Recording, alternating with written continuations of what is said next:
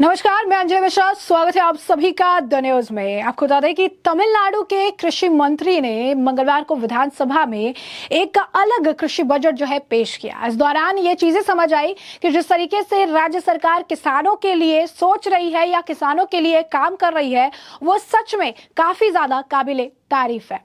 राज्य सरकार ने यानी एमके स्टालिन की सरकार ने कृषि और अन्य संबंधित विभागों के लिए 42,281 करोड़ रुपए का आवंटन किया। इसमें 10,500 करोड़ रुपया खाद्य संबंधित जो है सब्सिडी के लिए है। वहीं स्टालिन सरकार की धान खरीद के लिए प्रोत्साहन के रूप में 500 करोड़ रुपए आवंटित किए जाएंगे।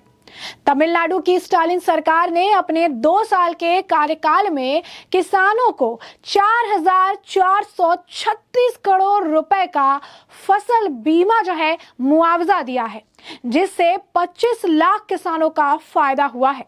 साथ ही पिछले 2 सालों में 1.5 यानी तकरीबन 1.5 लाख से ज्यादा किसानों को मुफ्त बिजली कनेक्शन भी दिए गए हैं।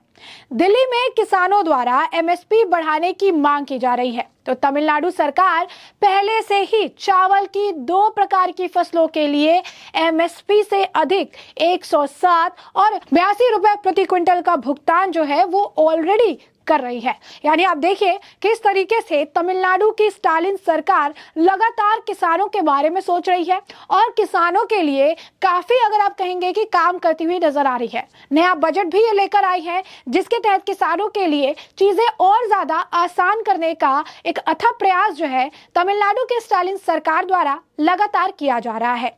वहीं इस साल के अलग से पेश किए गए किसानों के लिए बजट में सरकार ने कई अहम घोषणाएं की है, जैसे कि 2 लाख एकड़ जमीन को कवर करने के लिए 2 लाख किसानों को हरित खाद के बीज बांटने के लिए 20 करोड़ रुपए आवंटित किए गए हैं।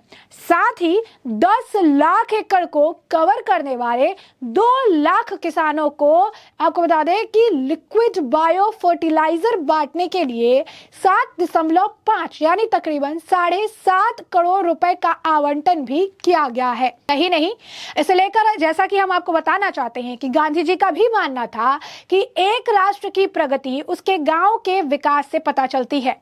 उन्हीं के मार्ग पर चलते हुए अब एक गांव एक फसल योजना को 15,280 राजस्व गांवों में पेश किया जाएगा।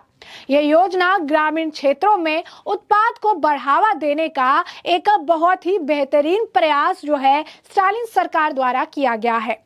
पारंपरिक चावल की किस्मों को संरक्षित करने के लिए 200 मीट्रिक टन पारंपरिक चावल की किस्मों के बीज उत्पादन और 10,000 एकड़ के कवर करने के लिए वितरित किए जाएंगे, जिसके लिए 50 लाख रुपए आवंटित किए गए हैं।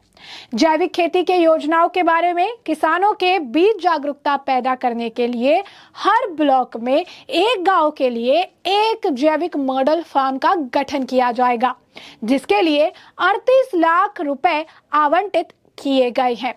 इन पहलों के माध्यम से तमिलनाडु की स्टालिन सरकार ने यह साबित किया है कि केवल वही समाज प्रगति कर सकता है जहां किसान खुश है।